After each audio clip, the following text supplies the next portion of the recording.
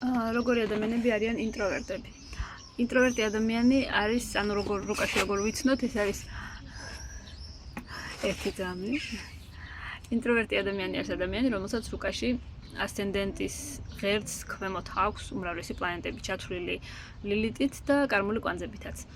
ესეთი ადამიანი განვითარების მხრივ არის ცოტა უფრო სპეციფიკური ექსტროვერტისგან განსხვავებით. ექსტროვერტი არის ძალიან გარემოზე დამოკიდებული, ინტროვერტი პირიქით საერთოდ არ არის გარემოზე დამოკიდებული.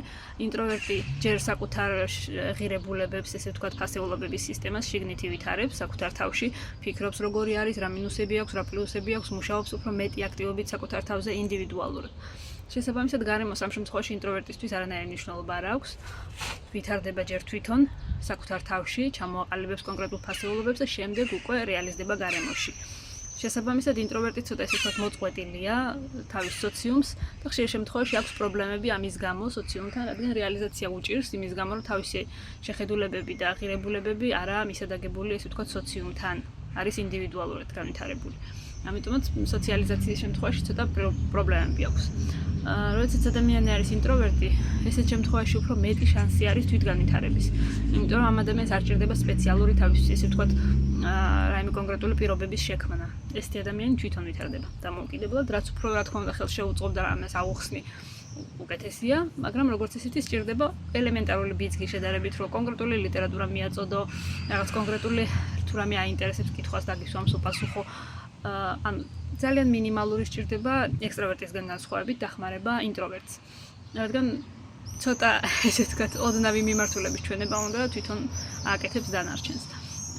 ინტროვერტი იშვიათად ესე ვთქვათ ამჩნევს გარემოში რა ხდება, რომ მკითხო რომ ვინმე მოსწონ ხარ თუ არა, ან ვინმე კონკრეტულს რა თვისებები აქვს, აი მან რა გააკეთა, არავის არ აქცევს ყურადღებას სოციუმს. ინტროვერტი იცის საკუთარ თავზე ყველაფერი.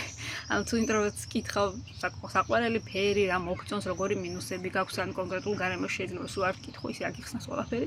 საკუთარ თავზე ინტროვერტმა ხშირ შემთხვევაში ყველაფერი იცის, რადგან საკუთარ თავზე ძალიან ბევრს ფიქრობს და თვითგანვითარების მხრივ.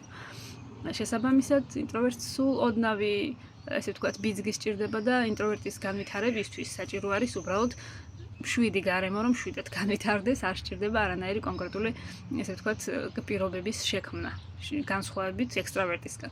ხოლო რაც შეეხება ამბივერტს, ამბივერტი არის ნეიტრალური ტიპი, რომელიც ექსტროვერტიც არის და ინტროვერტიც არის, როდესაც თანაბრად არის პლანეტები განაწილებული, აქ უკვე ძალიან ინდივიდუალურია და რუკის მიხედვით შეიძლება მხოლოდ ანალიზი.